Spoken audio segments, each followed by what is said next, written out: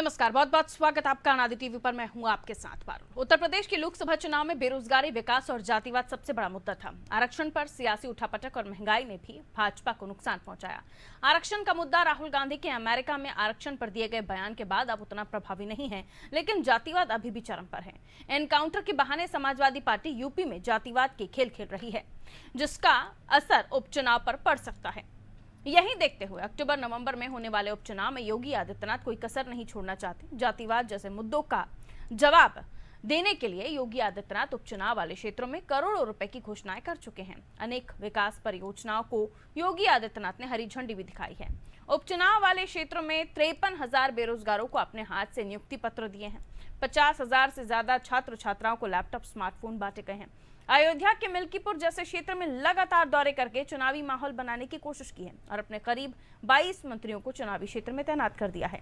इतनी सारी कवायद के बाद अब सबसे ज्यादा सवाल बड़ा ये हो जाता है कि विकास, संवाद, हिंदुत्व, रोजगार के सहारे योगी को उपचुनाव में कितनी सफलता मिलेगी। आमतौर पर उपचुनाव सत्ताधारी दल के लिए आसान रहता है, लेकिन लोकसभा चुनाव के जो परिणाम सामने आए हैं उससे संकेत कुछ अच्छे नहीं हैं। भाजपा की प्रतिष्ठा इन चुनाव में दांव पर लगी है, इसलिए योगी ने खजाना खोल दिया है और सौगात पर सौगात दिए जा रहे हैं। अब इन सौगातों के बदले उपचुनाव में वोट मिलेंगे या नहीं, आज की चर्चा इन्हीं सवालों के इर्द गिर्द। पहले कुछ प्रतिक्रियाएं सुन लीजिए। और उसके डर का ही आलम है कि अभी तक चुनाव घोषित नहीं हो पाया। जहां तक उपचुनाव 10 सीटों का है, हमारी समाजवादी पार्टी के सारे वर्कर बूथ स्तर से लेकर के सेक्टर अध्यक्ष और सारे बड़े नेता क्षेत्र में हैं और ऐसी तैयारी है कि 10 की 10 सीटों भाजपा को हराएंगे। अब जो भाजपा के जो झूठे वादे, चूंकि इतना लंबा समय तक भाजपा सरकार में रही है, जब महंगाई पे, बेरोजगारी पे, भ्रष्टाचार पर कोई काम इन्होंने किया नहीं, इंफ्रास्ट्रक्चर सेक्टर में कोई काम किया नहीं, तो हर कोई जान रहा है कि चुनाव में ये नए सगुफे गढ़ेंगे, झूठे वादे करेंगे और उसका कोई असर होने वाला नहीं। देखिए, अभी लोकसभा चुनाव हुए 4 महीने बीते हैं और सारी जुमलेबाजी इस देश की जनता ने, उत्तर प्रदेश में खास तौर से देखी। 10 विधानसभा सीट जो चुनाव हो रहे हैं, इसमें भारतीय जनता पार्टी बुरी तरीके से घबराई है, बेचैनी उसकी साफ साफ दिखाई पड़ रही है। आप देख रहे हो, लगातार 13,000 काउंटर कर चुकी है। इसके बाद भी अपराध को काबू करने में बुरी तरह सफल है। दलितों के ऊपर अत्याचार हो रहे हैं, महिलाओं का उत्पीड़न देखिए चरम पर है, लूटपाट हर स्तर। कोई ऐसा जिला नहीं है जहां पर आपको अपराध की भारी से भारी मात्रा न दिखाई पड़ रही। आपके रिपोर्टर कम पड़ गए होंगे, पर यूपी सरकार के पास अपराध रोकने के लिए पुलिस कम पड़ गई, जहाँ तक मुझे दिखाई पड़ता है।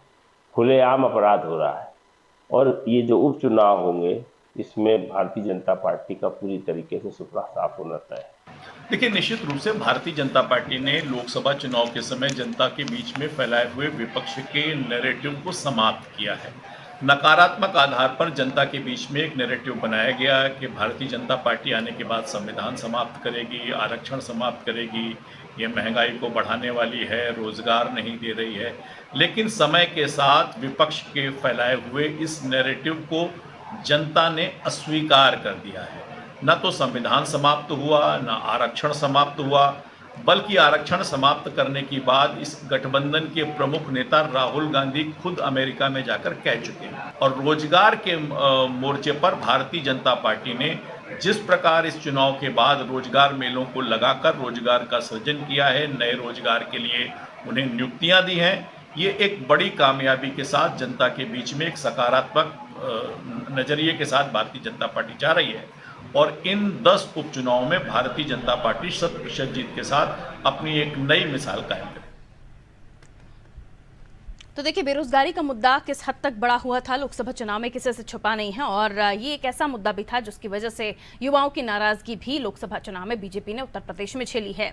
और ऐसी को, या यूं कहिए कि ऐसा कोई भी पॉइंट नहीं छोड़ना चाहती, ऐसा कोई भी मुद्दा नहीं छोड़ना चाहती भारतीय जनता पार्टी जिससे उसे हानि हुई हो और उसे वो अब दुरुस्त करना चाहती है। चलिए, मिलियन मेहमानों से जो हमारे साथ चर्चा में जुड़ रहे हैं, आगे उन्हीं से समझने की कोशिश होगी। चंद्रमोहन चौबे जी भारतीय जनता पार्टी से जुड़ रहे हैं, वाचस्पति द्विवेदी जी कांग्रेस से जुड़ रहे हैं, आरिफ हबीब साहब सपा से हमारे साथ बने हुए हैं, आलोक त्रिपाठी जी वरिष्ठ पत्रकार हैं।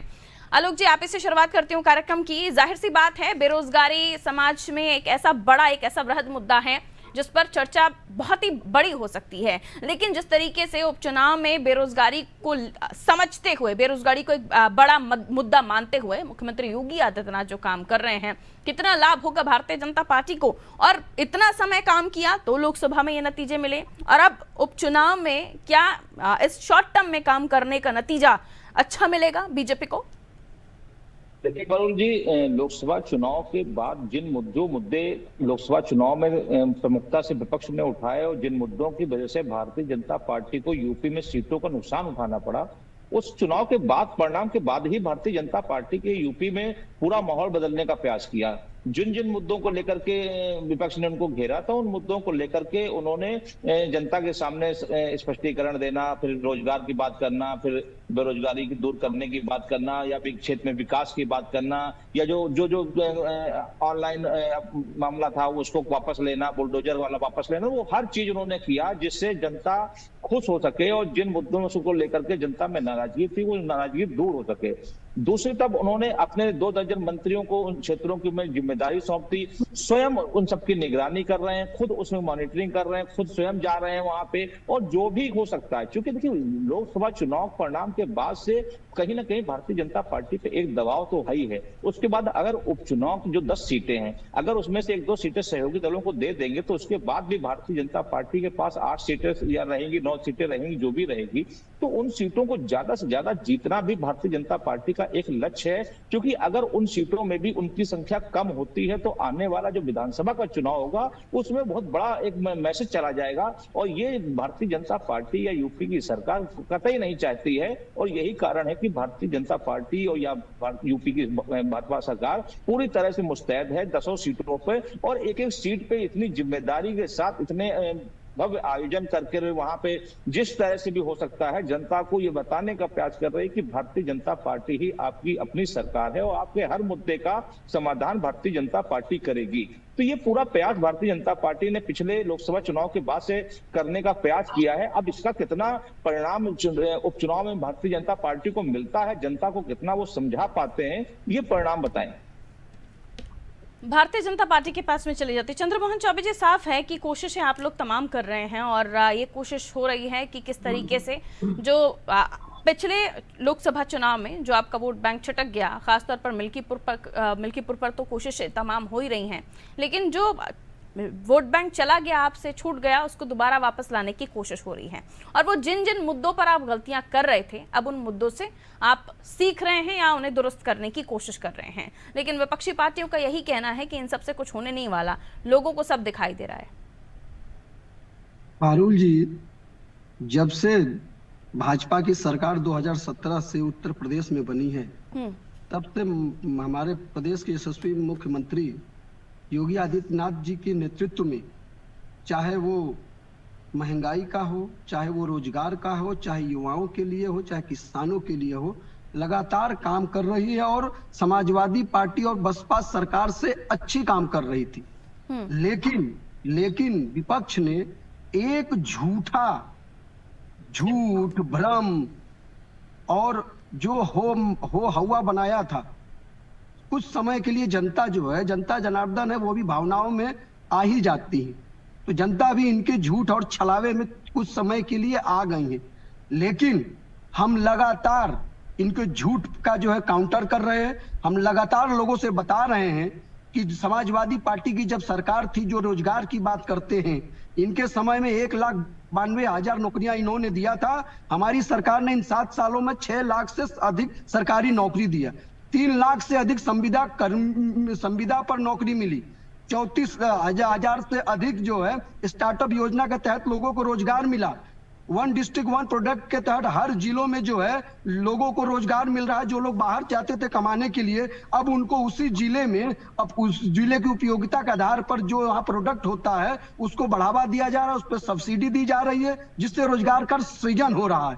लगातार माफियाओं के ऊपर कार्रवाई हो रही है सरकार। और विकास देखिए, चाहे अयोध्या जी का हो और चाहे जो है गाजियाबाद का हो, चाहे मथुरा का हो, चाहे लखनऊ का हो, चाहे रायबरेली का हो और चाहे संभल का हो, हर राज्यों मतलब हर जिले में, और बिना किसी भेदभाव के, किसी जाति को देखकर नहीं, किसी धर्म को देखकर नहीं, बल्कि सबका साथ सबका विकास के ठीक आधार है। पर लगातार इस प्रकार की योजनाएं लोगों के बीच विकास किया जा रहा है, जिससे लोगों में लगे कि नहीं, ये सरकार जो है प्रभु, किसी एक चर्चा तो जाति, यही एक है ना कि धर्म ये की सब नहीं तो है। आप बातें पहले भी करते हुए नजर आ रहे थे और पहले भी करते हुए दावे ये आपके थे, लेकिन उसके बावजूद भी लोकसभा चुनाव में जनता ने आपको आईना दिखा दिया। अब पारुल कोशिशें जी, तमाम हम- हो रही हैं कि सिर्फ एक ही मुद्दा नहीं चलेगा, जनता की जरूरतें, जनता की जो चीजें हैं, खासतौर पर रोजगार, बेरोजगारी के साथ साथ महंगाई का मुद्दा, कई ऐसे मुद्दे। और अब पारुल देखते जी। हैं इन 10 सीटों पर आपको क्या रिजल्ट मिलते हैं। लौटूंगी, समय है हमारे पास, अभी हम चर्चा करेंगे। वापस आइए, बाकी मेहमानों के पास हम रुक कर रहे हैं। समाजवादी पार्टी के पास लिए चलती हूँ आपको। आरिफ हबीब साहब हमारे साथ जुड़े हुए हैं। आरिफ हबीब साहब, 10 सीटों पर उपचुनाव और उसको जीतने के लिए भारतीय जनता पार्टी तमाम कोशिशें कर रही है, और जाहिर सी बात है, जंग है तो जंग में, वॉर में, everything is fair in love and war, तो अपनी तमाम कोशिशें कर रहे हैं। वो कह रहे हैं इसमें जनता उनके साथ पहले भी जुड़ी हुई थी, अब भी जुड़ी हुई है, और ये जरूरी नहीं है कि वो इलेक्शन से जुड़कर कर रहे हैं। जी आरिफ साहब, कहिए। नमस्कार है, और आपकी जनता को भी साधुवाद देता हूँ जो दर्शक हैं आपको सुन रहे हैं। देखिए, लंबे समय से हम्म, भारतीय जनता पार्टी के पास सत्ता है, डबल इंजन की सरकार और कहीं कहीं ट्रिपल इंजन की भी सरकार, लेकिन विकास के नाम पर प्रदेश की जनता को, देश की जनता को भारतीय जनता पार्टी ने छलने का काम किया। लगातार गलत बातें जनता के बीच में बताई जा रही है, लेकिन जनता जागरूक हो चुकी है और जनता को मालूम है कि इन 10 वर्षों में और 7.5 वर्षों में हमें क्या मिला। नौकरी मांगने पर लाठियां मिली, आवेदन करने पर पर्चे लीक हुए, और महंगाई, बेरोजगारी चरम पर है। ये 45 साल का रिकॉर्ड तोड़ दिया। इसके अलावा अर्थव्यवस्था बुरी तरह से क्षतिग्रस्त है। सपने दिखाने के लिए तो आप कुछ भी बता दीजिए कि हमने इतने नौकरी दे दिया, हमने ये कर दिया, हमने वो कर दिया। लोकसभा के 2024 के इलेक्शन में आपको बैसाखी की जरूरत पड़ गई, और उत्तर प्रदेश में जिन कार्यों के दम पर दोबारा सरकार बनाने के नाम पर पब्लिक को यह कहा गया कि हम 80 में 80 सीटें जीतेंगे, योगी आदित्यनाथ जी ने अपनी उन सीटों को भी लूज कर। जनता को मालूम है कि 85% के साथ क्या हो रहा है, धोखेबाजी हो रही है उनके आरक्षण के साथ। संविधान को लगातार कुचलने का काम किया गया। क्या लोकसभा के अंदर 60 सांसदों को कभी अकारण ही निलंबित करने का काम किया गया था? क्या लोकसभा के अंदर कभी कोई संसद के सदस्य ने किसी को अभद्र भाषा में फिर टिप्पणी ये की चर्चा थी? और अलग रूप ले लेगी, आप मुद्दे पर रहें तो बेहतर होगा। हाँ, वो चर्चा उनसे जुड़ी हुई है। संविधान को निश्चित रूप से आपके भारतीय जनता पार्टी के कई मिनिस्टर्स और भारतीय जनता आपने तो पार्टी ये भी कहा था चुनाव में कि संविधान को बदल कर रख देगी भारतीय जनता पार्टी, ये भी आरोप आपने लगाए थे। बीजेपी अभी सरकार में, तब भी कुछ नहीं हुआ, और अब आप ये कह रहे हैं कि संविधान को लेकर ये सारी बातें, तो आपको लगता है जनता आपके बातों पर यकीन कर रही है? तो आप देखिए पारुल जी, ऐसा बीजेपी सरकार में जरूर है, लेकिन एक तरफ नीतीश कुमार का कंधा है और दूसरी तरफ नायडू जी का कंधा है, इसलिए वो मजबूर है। नहीं, उनको तो बिना बताए सदन में बिल पास कर देते थे। आपको बिल पास करने के लिए जेपीसी की जरूरत पड़ रही है, रफेल के लिए। तो अगर नायडू जी, नीतीश जी को अगर ऐसा होता कि भारतीय जनता पार्टी ऐसा कुछ करने वाली है, तो फिर वो आपके साथ आ जाते, अगर वो खिलाफ है इन सब चीजों के तो। और ना अब वो बीजेपी के साथ हैं, और वो आए होंगे तो जाहिर सी बात है उन्होंने अपने राज्य को लेकर बातें रखी हैं, उन्होंने कुछ चीजों पर सहमति दिखाई होगी, तो वो आपके साथ आ जाते अगर उन्हें इस मामले में शक था तो। पारुल जी, ऐसा है कि बड़ा लंबा समय दिया गया। भारतीय जनता पार्टी ने अयोध्या में क्या विकास किया कि वहां लाइट निकालने गए लोग, सड़कें टूट गई, रामलला के स्थान के आसपास के अभी कराए गए निर्माण को क्षतिग्रस्त हो गए। वो इस तरह से भ्रष्टाचार हावी है, बेरोजगारी हावी है, किसान, नौजवान, व्यापारी, महिलाएं सब परेशान है। उत्तर प्रदेश नहीं, भारतीय जनता पार्टी के जितने राज्य हैं वो बेरोजगारी में नंबर 1 पर है। ठीक है सर, लंबा बोलिए, आप रुक जाइए आरिफ साहब। वाचस्पति जी, वेट, सब आरिफ साहब रुकना होगा, डाउन कीजिए। ठीक है वाचस्पति जी, आप क्या कहना चाहेंगे? ऑडियो सर अनम्यूट कर लीजिए। बदलने का जी आ रही आवाज, आ रही है, कहिए जी। निजाम को बदलने का के लिए समाज तैयार हो चुका है। पहले इस निजाम को बदलने के लिए लगातार निजाम में को बदलने के लिए थोड़ी सी समाज की में दिक्कत थी। अब जो पीडीए गठबंधन के द्वारा, अन्य क्षेत्रों के द्वारा जो कांग्रेस ने और सपा ने मिलकर जो प्रयास किए, देखिए इन 10 सालों में आखिर हुआ क्या है, इसको परिदृश्य में रख के अगर हम चलेंगे तो हमें आसानी होगी आगे आसन्न जो चुनाव है उनमें क्या परिणति वाली है।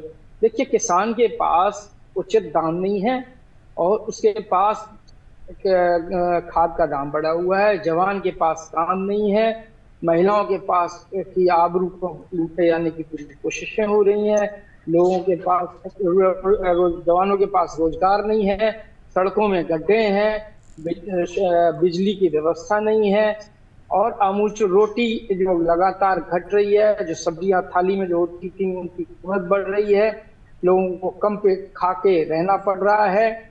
जब सारी चीजें जो आम जीवन की सारी जरूरत की चीजें होती हैं वो महरूम है उससे, लोगों को रोजगार नहीं होगा, किसान को दाम नहीं होगा, महिलाओं की आबरू अगर खतरे में होगी, सड़क सुरक्षित नहीं होगी, कानून व्यवस्था बिल्कुल जार होगा, किस तरीके की परिस्थितियां हैं, सरकार बिजली नहीं दे पा रही है, ये सारी चीजें अगर आप देखें आखिर ये किस बात पर ये जाएंगे। यहाँ पर क्या सवाल, चलिए डिस्कनेक्ट हुए हैं शायद वाचस्पति जी हमसे। चौबे साहब, कई सारे सवाल हैं उन्होंने, ठीक है वाचस्पति जी, कई सारे सवाल हैं, उन्होंने महिला अपराध की भी बात रखी, कानून व्यवस्था के साथ साथ कई ऐसे मुद्दे जिसमें आदिवासियों का भी जिक्र हुआ। चंद्रमोहन जी वो कह रहे हैं कि जनता अब निजाम बदलने की तैयारी कर रही है। पारुल जी, महिलाओं की सुरक्षा की बात कर रहे हैं। सर वॉइस ब्रेक हो रही है आपकी चंद्रमोहन जी, का उत्तर प्रदेश वॉइस ब्रेक हो रही है। आप ट्रेवल कर रहे हैं या तो रुक जाइए या फोन लाइन पर हम कनेक्ट कर लेते हैं, तब तक लौटूंगी आपके पास। आलोक जी, जाहिर सी बात है राजनीति है और जब चुनावी समय आता है तो सौगातों का पिटारा खुलता है, लेकिन 10 सीटें जिन पर उपचुनाव होने हैं विधानसभा के, और योगी का पिटारा कुछ इस तरह खुला है मानो तमाम उत्तर प्रदेश में चुनाव होने वाले हों। लेकिन जो कोशिशें हो रही हैं, चाहे वो सौगातों के जरिए छात्र छात्राओं को टैबलेट स्मार्टफोन बांटना या फिर नौकरियों के लिए नियुक्ति पत्र देना, नियुक्ति सर्टिफिकेट देना, ये आपको लगता है कमाल कर जाएगा? क्योंकि हर एक कोशिश तो हो रही है, लेकिन इसे माना जा रहा है कि जो नाराजगी युवाओं में थी, बड़ा वर्ग है युवाओं का जो वोटर्स हैं उत्तर प्रदेश के, खासतौर पर इन सीटों पर इन्हें मुनाफा होने जा रहा है। सौगातों का पिटारा, छात्रों को टैबलेट, नियुक्तियां। आलोक जी।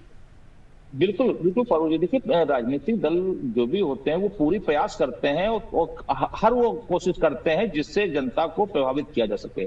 तो ये कोई नई बात नहीं है, सरकार भी उसी प्रयास में लगी हुई है, चाहे टैबलेट बांटने का हो, चाहे रोजगार देने का हो, चाहे अपराध को लेकर के हो, तो हर तरह से वो प्रयास कर रही है कि एक सरकार की जनता में ये मैसेज जाए कि सरकार पूरी तरह से जनता के हित की सरकार है। क्योंकि जो लोकसभा चुनाव ये परिणाम आए जिसकी कोई कल्पना नहीं थी भारतीय जनता पार्टी को कि यूपी में इस तरह का परिणाम आएगा, और क्योंकि यूपी पूरे देश की राजनीति की दशा तय करती है, और तो भारतीय जनता पार्टी को जो परिणाम मिला उसके बाद से भारतीय जनता पार्टी बहुत चिंतित थी, और यही कारण है कि उसने 2 दर्जन मंत्रियों को 10 सीटों के लिए जिम्मेदारी सौंपी है, और स्वयं मुख्यमंत्री भी एक एक सीट की निगरानी कर रहे हैं। और उसके अलावा जितने भी योजनाएं हैं, जिन जिन चीजों को लेकर के लोकसभा चुनाव में भारतीय जनता पार्टी को मुंह की खानी पड़ी थी या जनता की नाराजगी झेलनी पड़ी थी, हर उस मुद्दे को वो जनता के सामने ला रहे हैं, जनता के सामने कह रहे हैं, और हर प्रयास कर रहे हैं कि किसी भी तरह से 10 सीटें का चुनाव है वो उनको ज्यादा से ज्यादा सीटों पे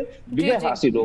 क्योंकि ये जो परिणाम होंगे वो आने वाले 1.5 साल बाद जो चुनाव होगा यूपी का विधानसभा का, वो काफी मायने रखता है यूपी की राजनीति में, उस पर असर डालेंगे ही। और इस चुनाव के बाद उत्तर प्रदेश में जो गठबंधन का भविष्य है उसके बारे में भी पता चलेगा, क्योंकि अभी भी बहुत सारी चीजें हैं जिसको लेकर असमंजस की स्थिति बनी हुई है।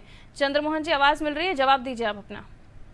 जी पारुल जी, अभी जिस प्रकार से महिलाओं की सुरक्षा, किसानों की सुरक्षा, अपराध पर जिस प्रकार से दोनों हम अपने सहयोगी दल जो पीडीए के सहयोगी में पीडीओ की बात करते हैं, जात की बात करते हैं, अभी इन दोनों की अगर आवाज अगर आप इनसे पूछेंगी कि उत्तर प्रदेश में भी जितने भी अपराध हुए हों, चाहे हत्या का हो हरदोई में तो सपा का नेता, चाहे जो है नकली नोट का धंधा अभी कुशीनगर में तो इनका सपा का नेता, चाहे अयोध्या जी में, जौनपुर में अथवा कन्नौज में महिलाओं के साथ जो अत्याचार हुआ है, उन सब में समाजवादी पार्टी के नेताओं का नाम आया है। और इससे जनता जान रही है कि यदि इन लोगों के हाथ में सत्ता आ गई, अभी ये थोड़ी सी ताकत पाए हैं झूठ के आधार पर, भ्रम फैलाने के आधार पर, यदि इनके पास आ जाएगी तो ये उत्तर प्रदेश में फिर से 2017 वाली स्थिति पैदा कर देंगे। अभी आपने देखा कि राहुल गांधी की एक बार भी आवाज आई? यही अगर अन्य राज्यों में जहां होता है वहां पहुंच जाते हैं, क्यों नहीं अयोध्या आकर वहां बेटी के घर गए? क्यों नहीं कन्ना जो उस बेटी का हाल चाल लेने गए? क्यों नहीं जो है प्रयागराज में? ये सेलेक्टिव पॉलिटिक्स और सेलेक्टिव हमदर्दी क्यों हर मुद्दे पर? ये भी समझते हैं ना, बात कर रहे हैं, ये उनकी बात क्यों नहीं करते हैं? वो इनके ठाकुर जितने अपराधी हैं, अनंत सिंह हो, चाहे कोई हो, चाहे धनंजय सिंह हो, कोई भी हो, उनको चुनाव के समय आप बाहर निकाल देंगे, उनका दुरुपयोग करेंगे, सब ताकत का दुरुपयोग करेंगे। सारे और समाज, चाहे ब्राह्मण समाज हो, सवर्ण का कोई भी समाज हो, उनके साथ एट्रोसिटी होंगी, उनके घरों को तोड़ा जाएगा। बुलडोजर इन्होंने नहीं रोका, बुलडोजर तो सुप्रीम कोर्ट ने रोका है ना। ये जो गलत इसका श्रेय लेने की कोशिश कर रहे हैं। और जहां तक लैपटॉप और ये सब चीजें बांटने की है, तो जो जहां बांटने उनसे कुछ होने वाला नहीं है। बाकी जहां चुनाव नहीं हो रहे हैं, अगर मान लो मैनपुरी करेल की बात कर रहे हैं आप, तो मैनपुरी के और अन्य छात्रों को टैबलेट क्यों नहीं दिए गए, उनको लैपटॉप क्यों नहीं दिए गए, और इतने लोगों को आखिर रोजगार अब तक क्यों नहीं मिला? इतने सालों में आपने संविदा की नौकरी, अभी जैसे चंद्रमोहन जी कह रहे थे संविदा पे 3 लाख नौकरी दे दी है, तो संविदा की नौकरी कोई गारंटी थोड़ी है, कोई ना। आपने इतना बड़ा सौगात थोड़ी दे दिया है। 65,000 करोड़ रुपए के 6,500 करोड़ रुपए अगर आपने आप निवेशित कर रहे हैं या आप विकास का काम कर रहे हैं, अभी तक इतना 17 साल में विकास क्यों नहीं हुआ? वो विकास हुआ है तो सड़कों में गड्ढे क्यों हैं, बिजली क्यों नहीं है, रोस्टर के नाम पे बिजली काटी जा रही है, आखिर वो सब चीजें क्यों नहीं है? रोजगारों का सृजन क्यों नहीं हुआ? आखिर कट्टों का, फर्टिलाइजर के कट्टों का 5 किलो हो गया। इसके अलावा राशन कार्ड ज्यादा क्यों नहीं बन रहे हैं? राशन कार्ड में लगातार कटौती चल रही है, लगातार काटे जा रहे हैं। रुकिए आलोक जी, ठीक है, मैं आरिफ साहब के पास चली जाती हूँ। आरिफ साहब, जाहिर सी बात है कोशिशें तमाम भारतीय जनता पार्टी अपनी कर ही रही है और तमाम मुद्दों पर वो अपने आप को प्रेजेंट भी कर रहे हैं कि हाँ उन्होंने कहाँ क्या काम किया है वो बता रहे हैं। इससे जो जातिवादी मुद्दा आप उठा रहे हैं और इधर इन्होंने जो मेन कंट्रोलिंग पॉइंट्स हैं, जैसे अपराधियों की बात है, एनकाउंटर हो रहे हैं, महिला अपराधों की बात है, वहाँ वो अपने आप को बता रहे हैं कि उन्होंने क्या काम किया। और अब बेरोजगारी और ऐसी चीज़ें जिनको लेकर वो बैकफुट पर थे, आपको लगता है कि इन्होंने मेन मुद्दों को पकड़ लिया है, आप जातिवाद में फंस गए? देखिए, जातिवाद का नारा जो है हमारे ऊपर जबरदस्ती आरोप चिपकाया जाता है। जातिवाद तो आपके यहाँ है। अभी आप देख लीजिए यूनिवर्सिटी में वाइस चांसलर कितने हैं, किस बिरादरी के हैं, प्रमुख सचिव हैं, 35 लोगों की लिस्ट जारी हुई है, उसमें देख लीजिए कितने हैं, कितने ओबीसी हैं। आप बहुत ईमानदार है तो आप सेंसस करा दीजिए। राहुल गांधी जी की, आदरणीय अखिलेश यादव जी की मांग है, पूरे देश की ओबीसी समाज की 85% की मांग है, आप कास्ट सेंसस करा दीजिए। बहुत ईमानदार है। ये फर्जी बातें, इसी पर एक शेर है, मैंने कई बार पढ़ा, मैं फिर पढ़ देता हूँ कि तुम्हारी फाइलों में गांव के मौसम गुलाबी है। ये आंकड़े फर्जी हैं, ये दावे किताबी हैं। आप 56 में से 83 में से 56 कहते हैं। लगातार जो जिन जगहों पर वो चुनाव है, एक सेकेंड, जिन जगहों पर चुनाव है वहां पर लगातार ये बातें कही जा रही है, जबकि सच्चाई है कि 2011 में 5 SDM चुनाव के बाद ही तो आपको भी पीडीए एमवाई से पीडीए पर आना पड़ा था, ये भी तो सत्य है। ठीक है, चौबे जी का एक छोटा सा आंसर, उसके बाद मुझे इजाजत करनी है। चौबे जी 30 सेकंड। नहीं, समय कम है आरिफ जी, मुझे उनसे भी जवाब देना पड़ेगा। चौबे जी कहना शुरू कीजिए। आप जातियों का नाम गिनाते हैं, आप ही समर्थन करते हैं।